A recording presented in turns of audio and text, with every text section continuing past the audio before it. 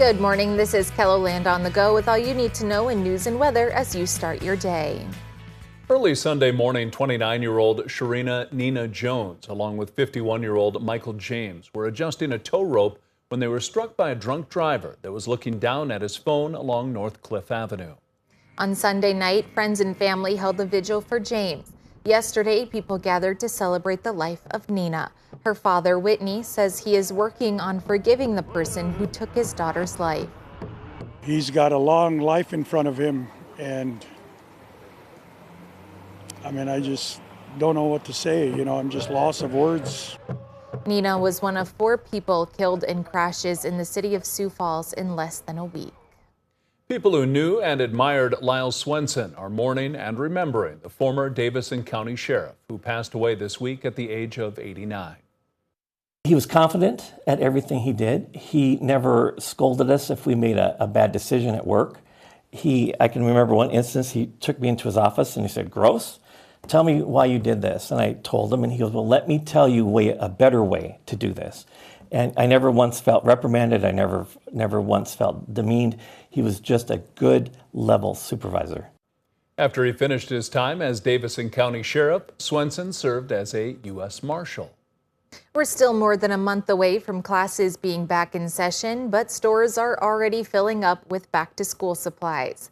That means Project SOS in Sioux Falls has also started up again. It stands for Supply Our Students, and it's a giveaway of new backpacks filled with supplies for children whose parents can't afford those items. This year's hot ticket item is composition books. Those are the slowest things to come in the doors, and every grade for Sioux Falls Public needs them. So composition books would be greatly appreciated. The backpacks will be distributed in the beginning of August. Registration to receive a backpack is already open. To sign up, follow the link under this story on KELOLAND.com, or you can call the banquet or 211. We've also posted a link with this story for anyone looking to sign up to help fill the backpacks. Today, Governor Kristi Noem is paying honor to the man killed during Saturday's Trump rally shooting. Noem has ordered flags to be flown at half-staff statewide in honor of Corey Comparator. The Army Reserves veteran also served for several years as fire chief for his local volunteer fire department. There will be a celebration of life service today in Freeport, Pennsylvania.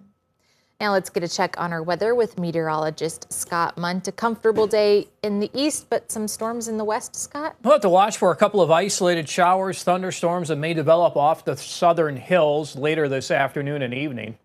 In the meantime, it will be a warm afternoon, a little warmer than what we had yesterday. 70s and 80s across eastern KELOLAND, near 90 in Pierre today, and 92 in Rapid City. Brian will have more details on your forecast coming up. Thank you, Scott. Sioux Falls Parks and Recreation says affordability is key for the West Side Recreation Center. Wednesday, the department unveiled its proposed fee structure for the facility. The rec center will be located at what's now the Sanford Wellness Center at T. Ellis. The monthly rate for a family would be $66. Adults would pay $41 a month. Once again, no cancellation fees, no activation fees. We really designed this to afford flexibility to match individual needs, individual budgets. Fees would be cheaper for veterans, seniors, and people who use programs such as SNAP and free or reduced lunch. Yesterday, the Parks Board advanced the proposal to the City Council. The council will consider it in August. A Brandon Valley High School teacher is spending part of her summer as a student. Natasha Pressler is the first teacher to take part in a job shadowing program through Sanford Health. Sanford wants to teach the teachers about all the different opportunities for their students in the healthcare field. So Pressler is job shadowing and taking on different healthcare roles. Also just giving them the reality of this is day-to-day, everyday life of a healthcare worker. And if you want to go into this profession, this is what this actually looks like. This is the type of things you're going to see. Sanford is hoping to expand the program to include more teachers next year. A few local restaurants are going to be featured in upcoming episodes of America's Best Restaurants. Wednesday, a film crew stopped by Chud's Pub and Grub in Larchwood, Iowa, to showcase what the restaurant has to offer. They like to do different specials and get creative with stuff, and they like to showcase different things and then if that item becomes really popular, they'll put it on their menu. Like the Krabby Chicken Sandwich or the Ultimate Chuddy Mary. The episode spotlighting chuds will air on social media platforms like YouTube, Facebook, and America's Best Restaurants website in about 3 months. They're also going to be featuring squealers in Tea and Carnival Brazilian Grill in Sioux Falls. And that's a look at some of our top stories. Now let's get one last look at your weather with meteorologist Brian Karstens. Brian? All right, our weather update today. Those hourly temperatures in the upper 70s, low 80s this afternoon around Sioux Falls.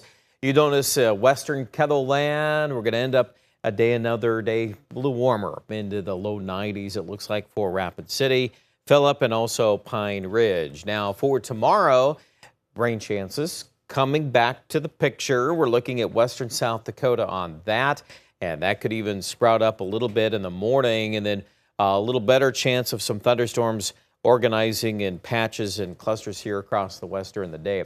Sioux Falls probably misses a lot of that until Friday night, and we'll start to pick up some rain. It's not a 100% chance of rain, but it's at least in that 30 to 50% range in most of southeast South Dakota. So watch for that. That'll be rolling in and then kind of sinking southward into Nebraska. Here's another way to look at it as we kick off Friday morning. Your rain chance in Rapid City right away is about 20%. But by the later afternoon and especially the evening, we grow to 50 to 60% levels from Pierre to Valentine. And I do think Sioux Falls overnight then into early Saturday morning will at least go into that 30 to 40% range. And then on Saturday, it's kind of an interesting forecast because we'll regroup and probably bubble up a few more scattered hits of rain. So that is worthy of kind of a broad brush 20 to 30%.